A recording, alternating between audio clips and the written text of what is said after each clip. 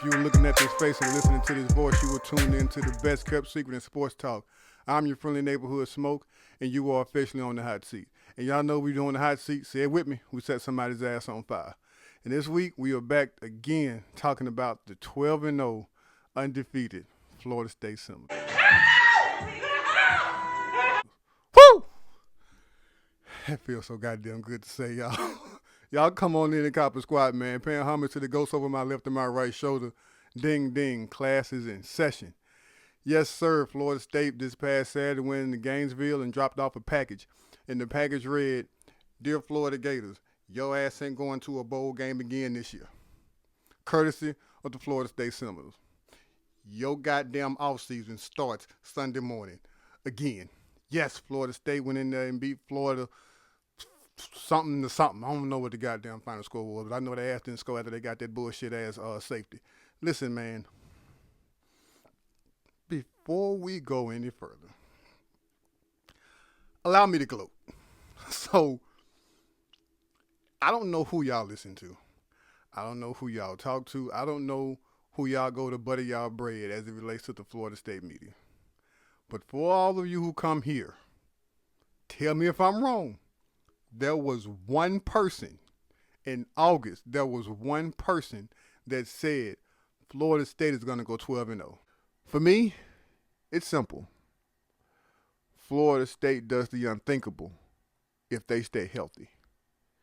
What is the unthinkable? Florida State goes undefeated. Florida State has the talent to go undefeated if they stay healthy. Guess who the fuck it is? I told y'all, 12-0. I told y'all before the season started, Florida State was going to go undefeated. And here they sit, 12-0 at the end of the regular season, undefeated.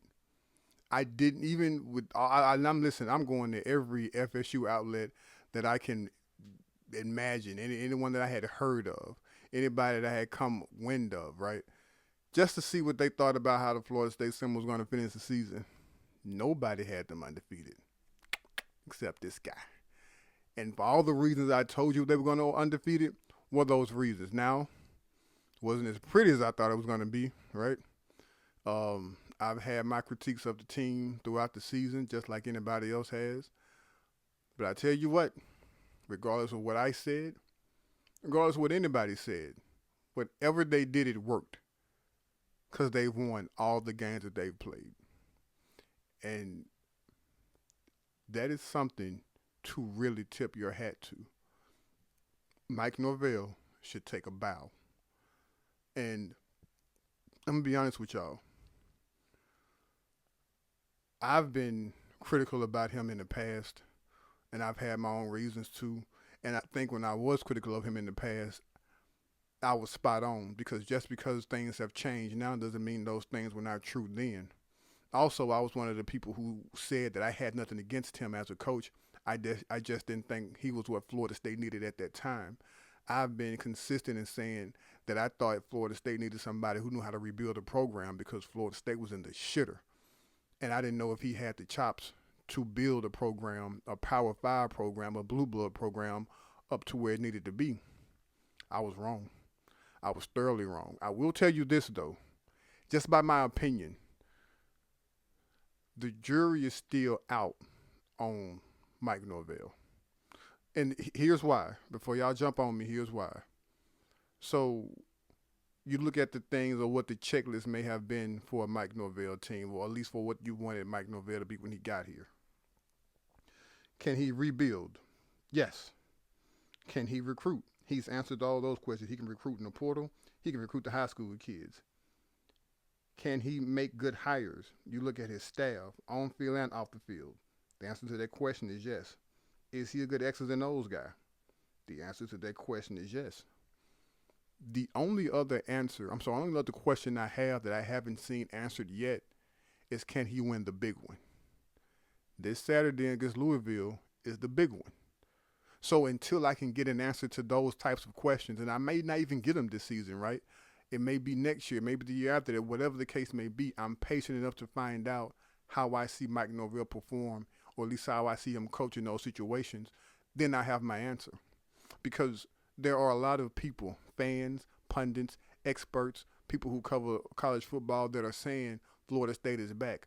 I think the people who are in the know and are familiar with this program will tell you Florida State isn't quite back. Florida State is measured by championships. Florida State is measured by success that will put them in the elite of the elite. So until Florida State gets to that level, Florida State isn't quite back yet.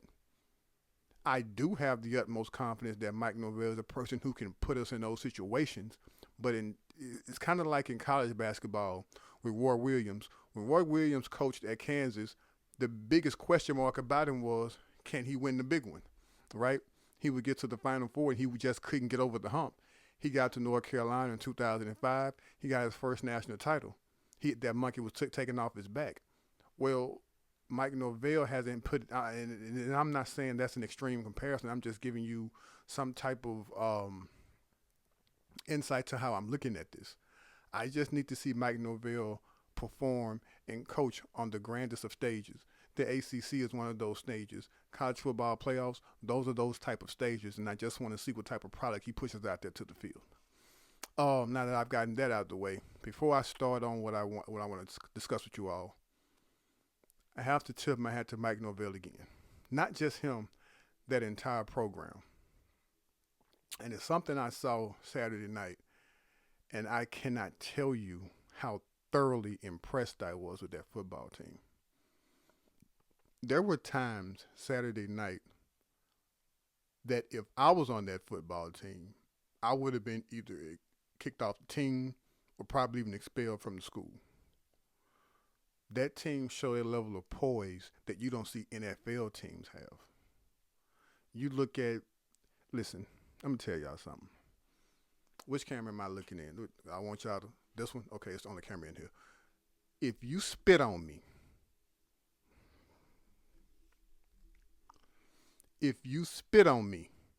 I'm sending your ass to God, same day shipping. I don't know what level of disrespect can be more degrading than spitting on somebody. To be spat on, man, you are asking to go home and meet the maker. You are asking for it, and I'm going to give it to you. For that to happen and for there to be no retaliation, that's impressive. For you to see what they did to Tate Rodemaker, they tried to put Tate Rodemaker in the hospital. And it's not a sign of weakness to me. It's a sign of discipline. It's a sign that Mike Norvell has built a culture there that those kids would do whatever he said, like they say, run through a brick wall type of coach. It seems like that's Mike Norvell. Because, man, I remember when I saw the play with Tate Rodemaker, I remember sitting up thinking, I remember praying immediately, just hoping this isn't what I think it is. I remember seeing his eyes roll in the back of his head, maybe, or something to that effect.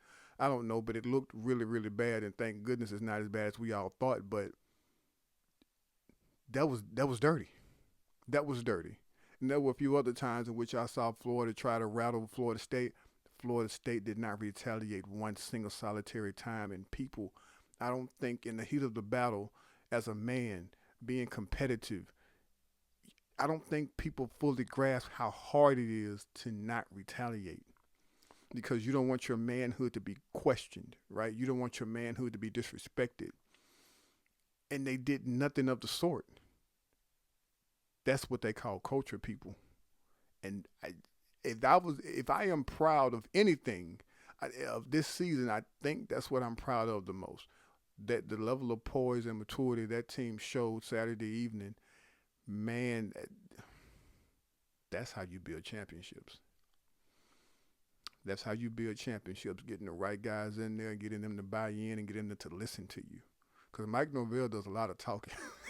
You wonder at some point or another, is that team ever going to get tired of hearing his voice? Because when that happens, they tend to stray off and do other things, right? He has their attention. So, again, hats off to them.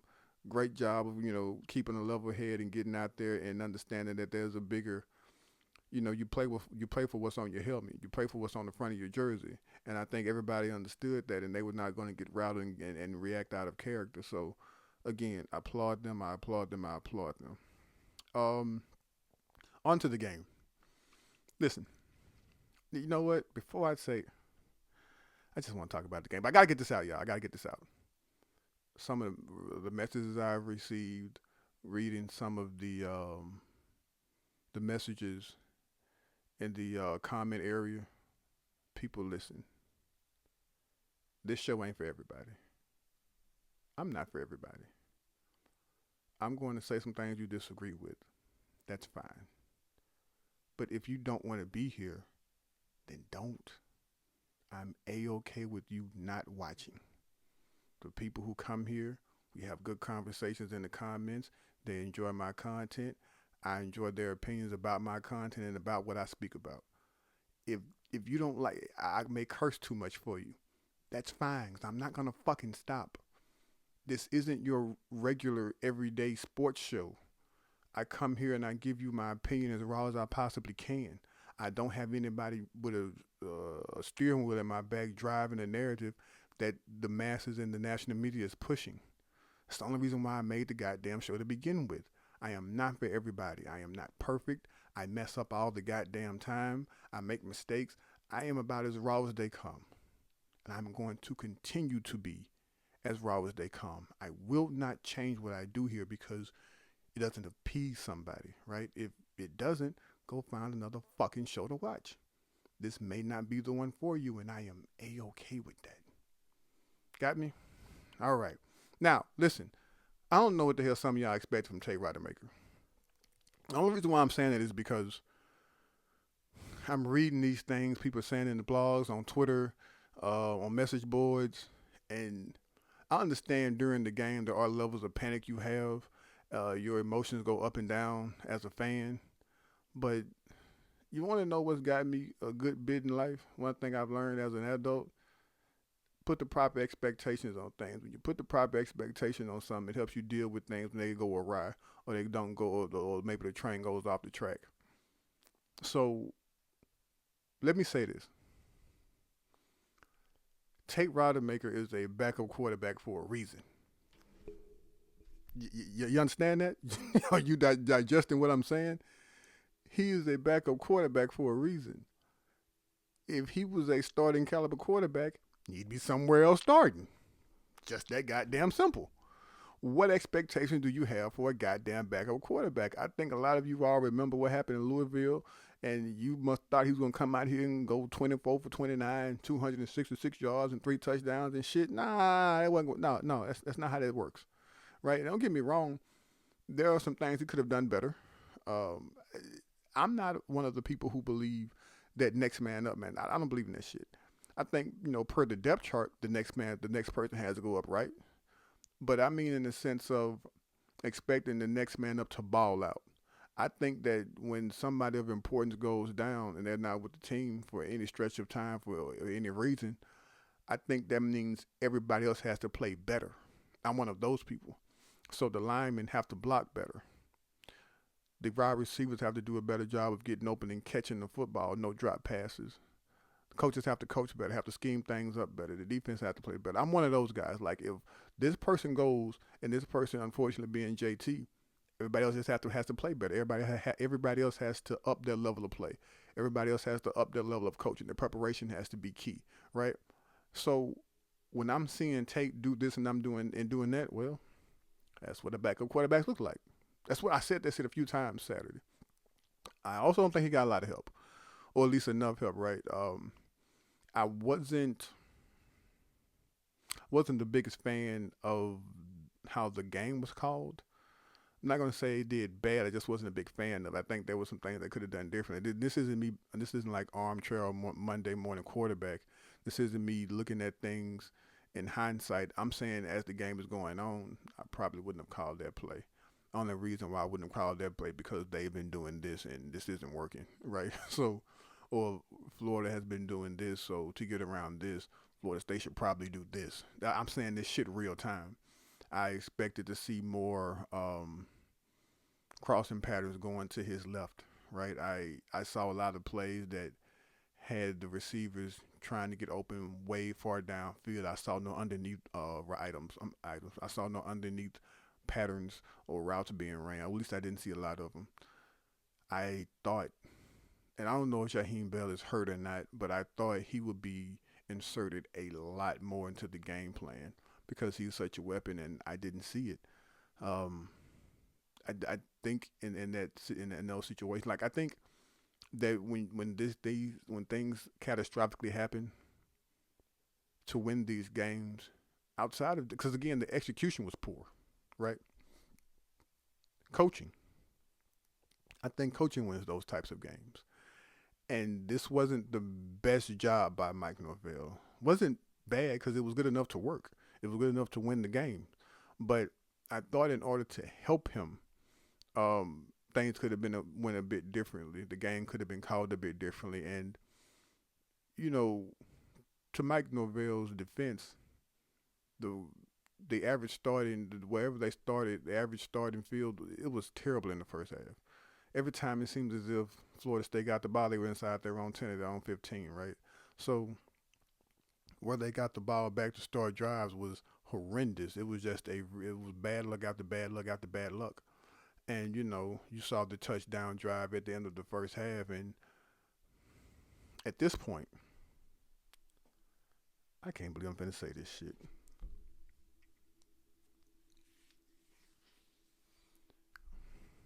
At this point, and I think I heard Brandon say this on the Listen Up podcast. If Florida State is in striking distance at halftime, you are a cooked fucking goose. I feel now that Florida State's secret weapon. Do I have to say this shit? I think Florida State's secret weapon is Adam Fuller. Oh my God!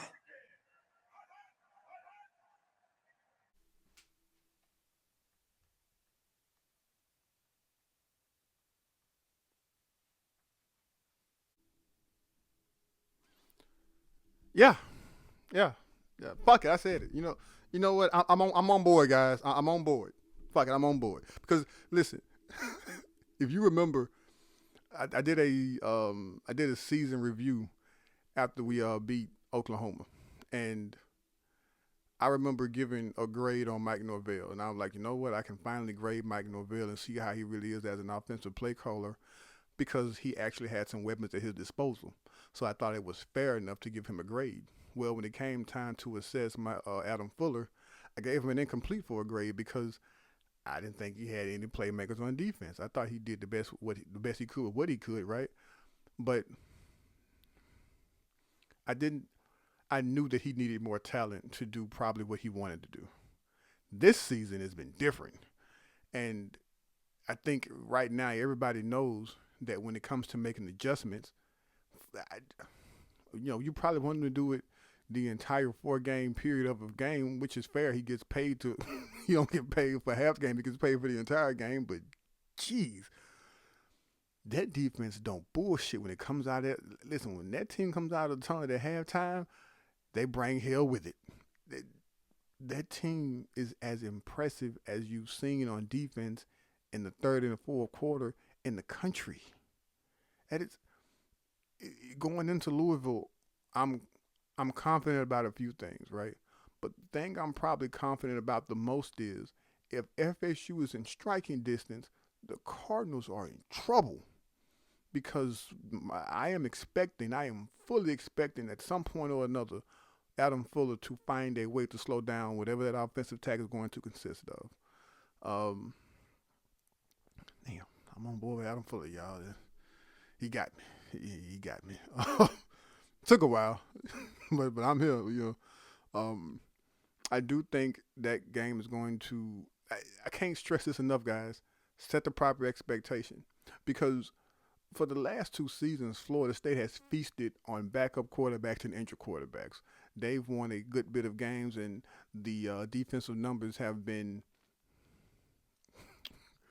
I don't want to say skewed, but the defensive numbers have looked great going against lesser quarterbacks because the quarterback may be hurt or we're playing a backup quarterback, right? How do you think teams feel? How do you think Florida felt playing Tate Rodemaker? How do you think Louisville is going to feel playing Tate Rodemaker, right? They're going to have the same mindset FSU or Seminole going into a game where we're playing a backup quarterback. So I expect them to apply just as much pressure, if not more pressure, than Florida did. It's up to, and this is what I mean when I say I had an issue with some of the play calls. So I think every pass play, if not every pass play, almost every pass play, you have a route that defeats a zone coverage and you have a route that defeats man coverage. I didn't see anything that I thought would um, take the pressure off, right? And I'm not just talking about screens and stuff. I just mean that was an underneath game that I didn't see. There were things that I thought could have been made easy. And for some reason or another, it's a big play offense.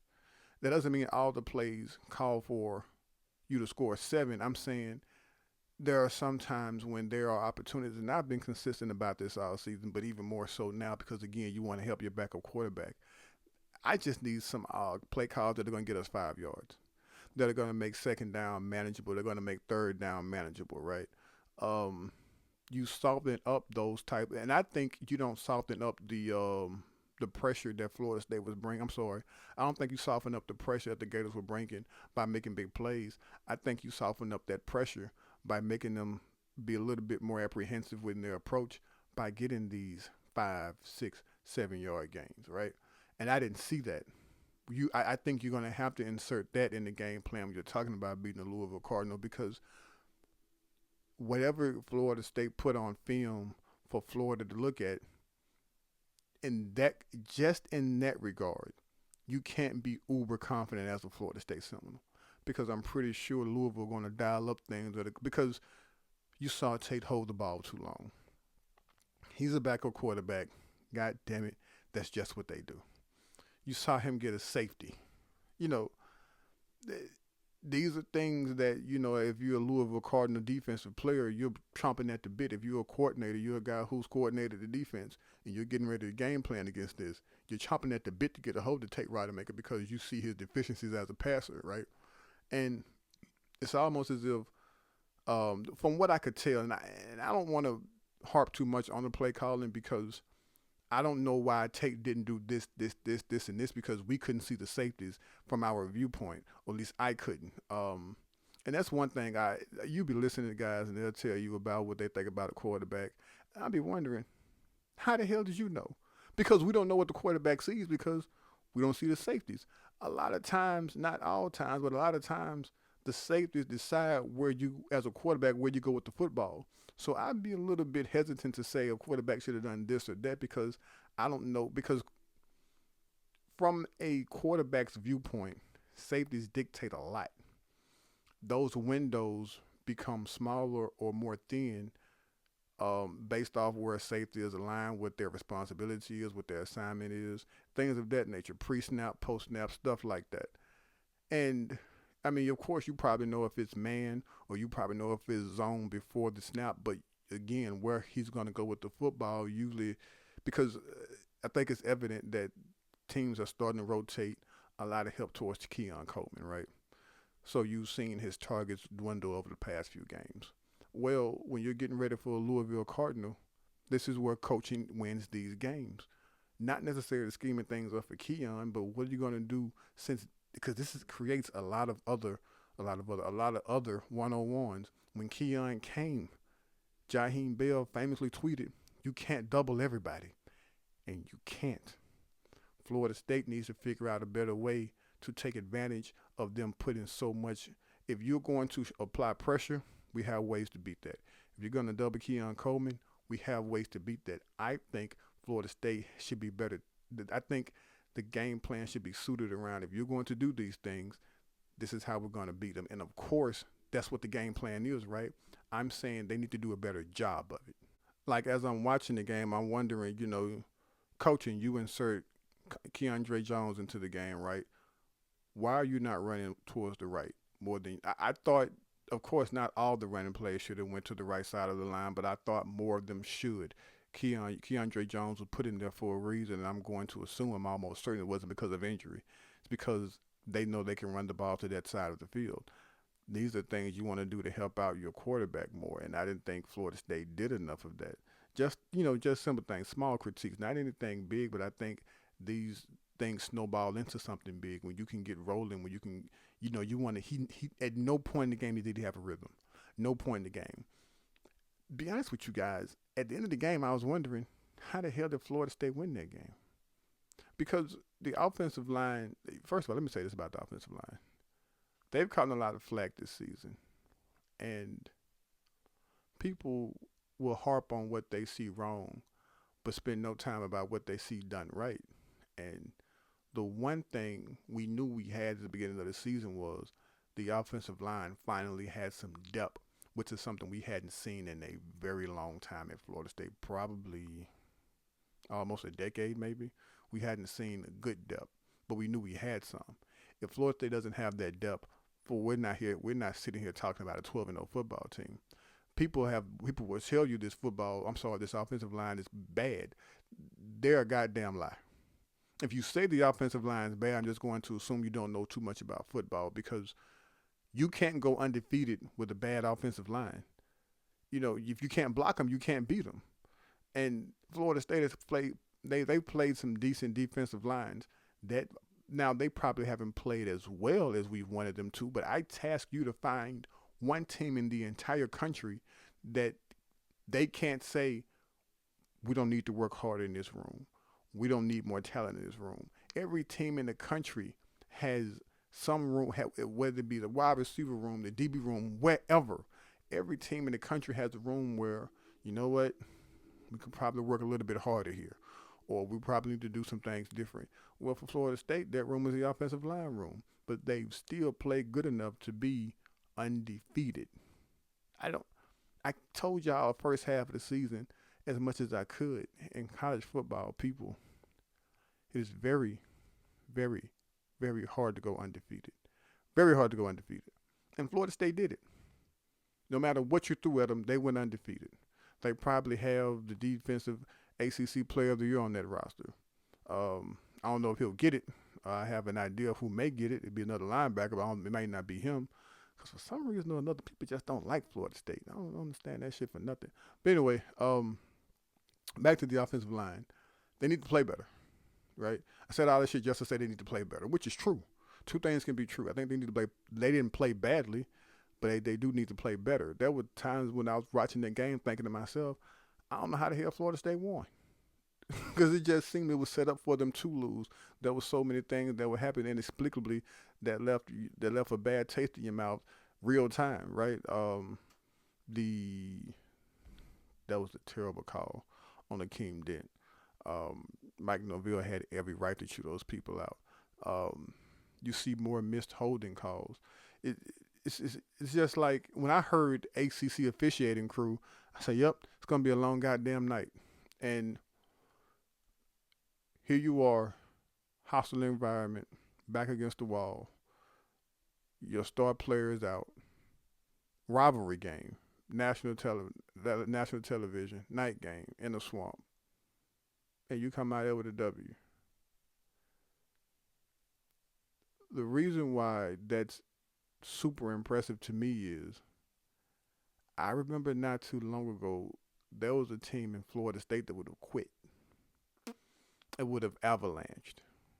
And even though you knew that Florida wasn't going to be able to score a lot of points, I'm still telling you it's impressive because I know not too long ago there was a team that would have quit. I'm positive of it. I've seen it. You look at, there were a lot of recruiting implications for that game. Florida had a laundry list of top-tier blue-chip athletes at that game for 2024 and 2025. If I find the list, I'll put it up there for you. And, it's funny, I was having a conversation with somebody, and I was telling them that, okay, you won, but how you win does matter. Style points in recruiting does matter. Because the same shit that Florida and Miami are selling these kids are the same thing a 5-7 Florida State team was selling to some other kids, right? And you'd be surprised at how this works.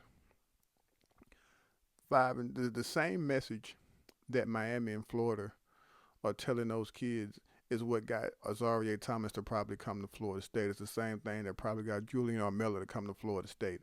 And those are going to be staples on those are going to be pillars on the team next season, right? Florida State was 5-7 when they committed. So you're looking at a Florida team that's saying, hey, look, not that far away. No quarterback. We almost beat them. Miami's saying the same shit to top tier recruits that we're battling for, right? That we're highly contesting for. So that's what I'm saying. Style points do matter, but at the end of the day, it's hard to argue with 12-0. I'm just speaking of recruiting now. It's hard to argue with 12-0. It's hard to argue that I can tell you where this team was when I got here, and I can show you where this team is right now. And it can get better. That's the crazy part about it. This team is 12-0, and they still have room to get better. That speaks to the coaching. That speaks to the strength and conditioning program. That speaks to the buy-in of the goddamn team. That speaks to everybody investing in Florida State football. This is how you get to 12-0. This is how you get to 12-0. And as a Florida State fan, we're not too far removed from starting the season 0-4. Listen, man, that was a bad time. That was a bad time. And here you are, 12, and job ain't done, all right? Job not done. But here you are right now, 12-0. I'm not saying be satisfied with this. There are still games to be played. There are still messages that need to be sent. The leader of the team went down last week. And the one thing that rung in my head was, this is still Florida State. This is still Florida State. You are still going to have to respect this football team. You are still going to have to put up more points than this football team to beat this football team. It's a very prideful bunch. And I can't give Mike Norvell enough praises for that, because how many times have you seen coaches hired and tasked to do either the same job or a similar job and they fail? They fail for a plethora of other reasons, but they still fail nonetheless. Mike Norvell didn't fail, or he's not failing. He is exceeding, because he's exceeding whatever the expectations are, because like I told y'all, outside of myself, nobody predicted this team to go undefeated. And here they are, undefeated. That this team is beat up. This team played a much tougher schedule than people are willing to give it credit for. Again, the team lost the leader, and they didn't bat an eye. You set them up, we'll knock them down. There is something to be said about a team with this level of moxie, this level of grit, this level of confidence. And the thing I think you say about it is, give us your best shot.